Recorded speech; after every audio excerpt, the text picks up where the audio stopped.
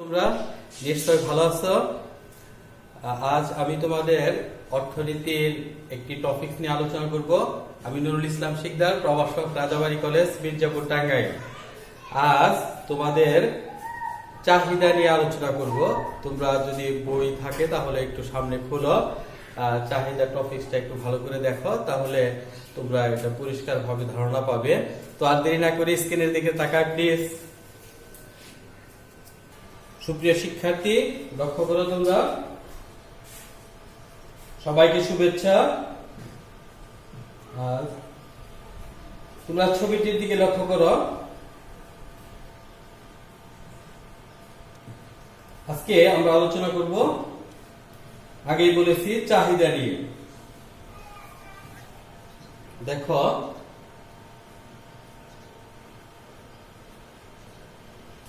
সাধারণ অর্থে চাহিদা বলতে কোনো কিছু পাওয়ার ইচ্ছা বা আকাঙ্ক্ষাকে চাহিদা বোঝায়, কিন্তু অর্থনীতিতে চাহিদা শব্দটি একটি ব্যাপক অর্থে বোঝানো হয়েছে। তো প্রিয় শিক্ষার্থী, চাহিদা বলতে তিনটি বৈশিষ্ট্যকে নির্দেশ করে, যেমন কোন দ্রব্য পাওয়ার আকাঙ্ক্ষা, দ্রব্যটি ক্রয়ের সামর্থ্য, অর্থ ব্যয়ের ইচ্ছা। যেমন একজন ভিক্ষুকের ঘোড়ায় চড়ে ভিক্ষা করতে ইচ্ছা করলো, সেটা চাহিদা হবে না, কারণ একজন ভিক্ষুকের ঘোড়া ক্রয়ের সামর্থ্য নেই। আবার একজন কৃপণ লোকের ক্ষেত্রেও চাহিদা হবে না, কারণ একজন কৃপণ লোক, তার পকেটে অনেক টাকা আছে, সে প্রচন্ড মিষ্টি খেতে ইচ্ছে করলো, কিন্তু মিষ্টির দোকানের সামনে দিয়ে ঘুরে সে দেখা যাবে যে জিলেপি খেয়ে চলে আসছে, সে খেতে পারবে না। এই জন্য কৃপণ লোকের ক্ষেত্রেও তোমার চাহিদা হবে না। আবার যেটা বললাম, যে একজন ভিক্ষুক যদি বলে যে আমি ঘোড়ায় চড়ে ভিক্ষা করব, কারণ তার ঘোড়া ক্রয়ের সামর্থ্যই নেই, সে কিভাবে ঘোড়ায় চড়ে ভিক্ষা করবে, অতএব চাহিদা হবে না। চাহিদা হতে গেলে এই তিনটা শর্ত থাকতে হবে: কোন দ্রব্য পাওয়ার আকাঙ্ক্ষা, দ্রব্যটি ক্রয়ের সামর্থ্য এবং অর্থ ব্যয়ের ইচ্ছা। বিষয়টা তোমরা একটু খেয়াল করো, অর্থাৎ কোন দ্রব্য পাওয়ার আকাঙ্ক্ষা, দ্রব্যটি ক্রয়ের সামর্থ্য, অর্থ ব্যয়ের ইচ্ছা, এই তিনটা বিষয় তোমরা একটু মনে রাখবা। তারপরে দেখো, প্রামাণ্য সংজ্ঞা। অর্থনীতিবিদ বেনহামের মতে কোন নির্দিষ্ট সময়ে ক্রেতা বিভিন্ন দামে একটি দ্রব্যের যে পরিমাণ ক্রয় করতে প্রস্তুত থাকে তাকেই চাহিদা বলে।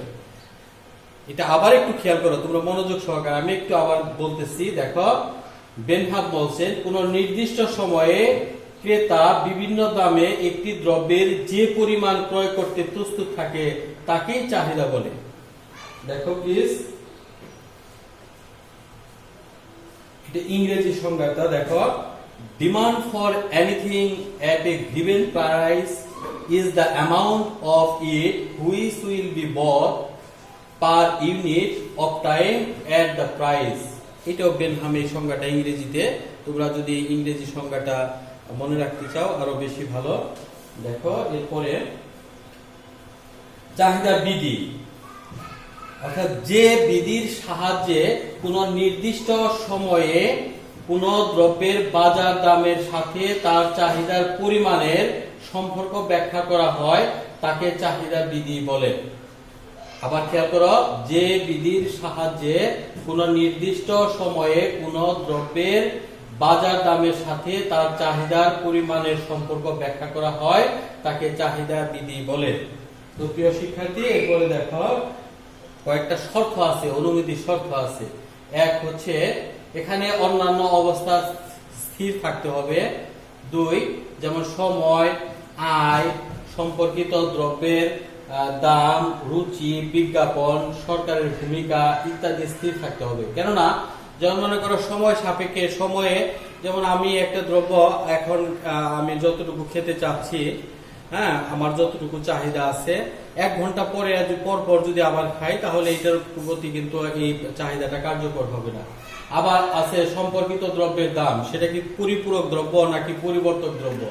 আবার রুচি, যেমন একটা উদাহরণ দিচ্ছি, রুচির পরিবর্তন হলে কিন্তু তোমার সেটা অনেক সময় চাহিদা কার্যকর হয় না। যেমন আমি একটা উদাহরণ দিচ্ছি, তোমার যখন দেখা গেল যে একটি দ্রব্য, যেমন এক সময় কিন্তু ফাউন্টেন পেন, ঝর্ণা কলমের প্রচলন ছিল।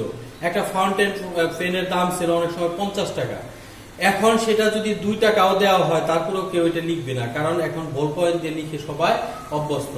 তারপর আছে বিজ্ঞাপন, সরকারের ভূমিকা ইত্যাদি, এগুলো সব স্থির থাকতে হবে। তো প্রিয় শিক্ষার্থী দেখো, এরপরে চাহিদা সমীকরণ থেকে মানে সমীকরণ থেকে বিধিটি গাণিতিক ভাবে আমরা ব্যাখ্যা করি আর কি। দেখো, মনে করি ডি ইকুয়াল টু চাহিদা, এ হচ্ছে ধ্রুবক, বি হচ্ছে পরামিতিক ধ্রুবক। দেখো চাহিদাটা আমাদের D equal to A minus BP. D এই সংখ্যাটা, এই সমীকরণটা তোমাদের অবশ্যই মুখস্থ রাখতে হবে, অবশ্যই। D equal to A minus BP, যেখানে ডি হচ্ছে তোমার কি চাহিদা, আর এ হচ্ছে ধ্রুবক, আর বি হচ্ছে পরামিতিক ধ্রুবক বা ঢাল, আর পি হচ্ছে প্রাইস দাম। এখানে দুটো একটা বিষয় তোমাকে খেয়াল রাখতে হবে, যে এই সমীকরণের মধ্যে পি হচ্ছে এখানে স্বাধীন চলক আর ডি হচ্ছে এখানে অধীন চলক। তো পরবর্তীতে আরো দেখো, আমরা মানে সূচি থেকে চাহিদা বিধি মনে করি D equal to 10 minus 2p। ঠিক আছে, এক্ষেত্রে আমরা যদি টাকা এবং চাহিদা এখানে ধরি, দেখো টাকা, একটি দ্রব্যের দাম যদি এখানে 1 টাকা ধরি এখানে, তাহলে আমরা এখানে ক্যালকুলেশন করে পাই, এখানে পি এর মান যদি 1 ধরি তাহলে কত হয়, দেখো 2। তাহলে 10 এর থেকে যদি 2 চলে যায় তাহলে কত থাকে 8, তাহলে কত হলো 8 একক। অর্থাৎ দ্রব্যের দাম যখন 1 টাকা, চাহিদার পরিমাণ তখন 8 একক।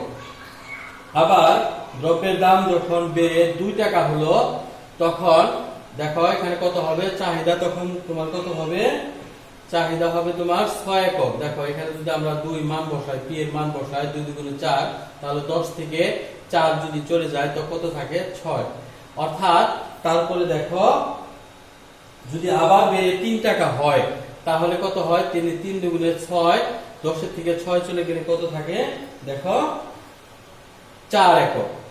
আমরা এইটুকুই দেখাই, এভাবে আমরা পর্যায়ক্রমে যদি দেখাই, যে তাহলে এখানে আমরা কি দেখতে পাচ্ছি, দামের সাথে চাহিদার সম্পর্ক কেমন, চাহিদার সম্পর্কটা কেমন, বিপরীত। অর্থাৎ যদি দাম বাড়ে চাহিদা কমে, আবার যদি দাম কমে তাহলে চাহিদা বাড়ে। এই বিষয়টাই আমরা তোমাদেরকে দেখাবো, রেখাচিত্রের সাহায্যে এই বিষয়টা আমরা উপস্থাপন করব। দেখো এখানে ও এক্স অক্ষে হচ্ছে তোমার কি চাহিদা এবং ওয়াই অক্ষে দাম নির্দেশ করা হলো। ঠিক আছে, দেখো দাম যখন তোমার 1 টাকা, চাহিদার পরিমাণ তখন 8 একক, এর মিলিত বিন্দু এ। হ্যাঁ, এই ব্যাখ্যাটা এখানে চলে আসবে। দেখো আবার দাম যদি বেড়ে 2 টাকা হয়, চাহিদার পরিমাণ কমে তখন 6 একক হলো, এর মিলিত বিন্দু বি। দাম যদি আরো বেড়ে 3 টাকা হয় তাহলে চাহিদার পরিমাণ কমে 4 একক হয়, তাহলে এর মিলিত বিন্দু সি। এ বি সি যোগ করে, হ্যাঁ প্রিয় শিক্ষার্থী দুঃখিত বৈদ্যুতিক গোলযোগের কারণে। তো দেখো এখানে আমরা বিষয়টা হচ্ছে এ বি সি যোগ করে ডি ডি রেখা পাওয়া যায়। এই ডি ডি রেখা হচ্ছে চাহিদা রেখা, এটা বাম দিক থেকে ডান দিকে নিম্নগামী, কারণ হচ্ছে কি তোমার চাহিদার সাথে এর সম্পর্কটা হচ্ছে বিপরীত। এই বিষয়টা এখানে তুলে ধরা হলো। এটাই তোমরা যদি ভালো করে দেখো তাহলে তোমরা এটা ভিডিও স্টপ করে তোমরা এটা দেখবা, তাহলে দেখবা যে তোমাদের বিষয়টা আরো স্বচ্ছ ধারণা আসছে। তো প্রিয় শিক্ষার্থী নিশ্চয় বুঝতে পেরেছ। দেখো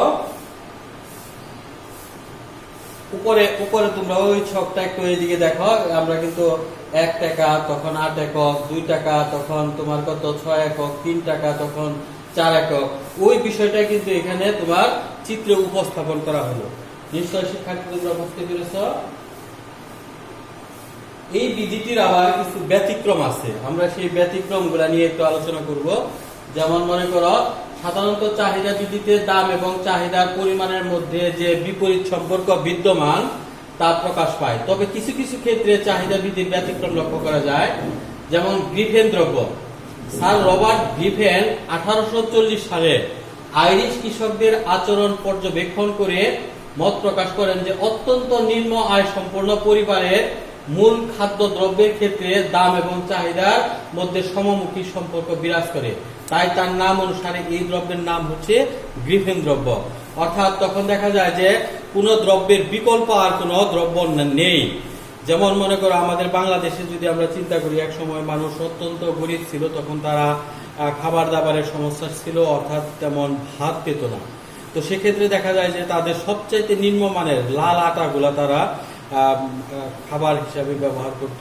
এই লাল আটার দাম যদি কোনো কারণে বেড়ে যেত, তাহলে দেখা যায় যে এর চাহিদাও বেড়ে যেত। কারণ হলো কি, তাদের বিকল্প আর কোনো দ্রব্য নেই। তো আবার আছে বেবলেন দ্রব্য বা বিলাস জাতীয় দ্রব্য। বিলাস জাতীয় দ্রব্যের ক্ষেত্রে দাম এবং চাহিদার ক্ষেত্রে সমমুখী সম্পর্ক বিরাজ করে। সমাজে বিত্তশালী ব্যক্তিদের মধ্যে প্রদর্শন মনোভাবের কারণে মর্যাদা বৃদ্ধির লক্ষ্যে এই প্রকার ব্যতিক্রম ঘটে, অর্থাৎ এখানে স্ট্যাটাস জড়িত থাকে। যেমন স্বর্ণ, হীরা, এগুলোর দাম যদি দেখা যায় যে তোমার কমে, তাহলে দেখা যায় যে তারা এগুলো কিনতে আগ্রহী হয় না, কারণ তাদের স্ট্যাটাসের ব্যাপার, সমাজে মর্যাদার ব্যাপার। তারা মনে করে যে পত্রপত্রিকায় তোমার এগুলোর নাম উঠবে, এই ধরনের চিন্তা করে। তারপরে দেখো অভ্যাস ও রুচির পরিবর্তন। অভ্যাস ও রুচির পরিবর্তনে দ্রব্যের দাম বৃদ্ধি বা হ্রাসে চাহিদা বৃদ্ধি বা হ্রাস পেতে পারে।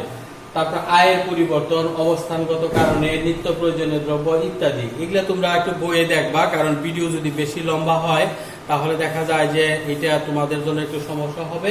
এই জন্য তোমরা বইয়ের মধ্যে আর বাকিগুলো একটু দেখবা, দেখলেই দেখবা যে তোমাদের এটা পরিষ্কার আসছে। তো প্রিয় শিক্ষার্থী, দেখো তোমরা তোমাদের আর তেমন কিছু ব্যতিক্রম গুলা আর বাড়িতে যে কাজগুলা একটু দেখে আসবা, সেটা হচ্ছে ব্যক্তিগত চাহিদা হতে বাজার চাহিদা অঙ্কন। ঠিক আছে? তো সুপ্রিয় শিক্ষার্থী, নিশ্চয় তোমরা বুঝতে পেরেছ। আর যদি কোনো সমস্যা থাকে আমাদের কলেজে যোগাযোগ করো মাঝে মাঝে। আর একটা বিষয়, তোমরা বেশি বেশি বই দেখবা আর কি। যদি বারবার তুমি দেখো আর এই ভিডিওটা বারবার যদি দেখো, তাহলে তোমার কাছে আরো পরিষ্কার ধারণা চলে আসবে। তো শিক্ষার্থী, তোমরা ভালো থেকো, সুস্থ থেকো। আজ আর নয়, আল্লাহ হাফেজ।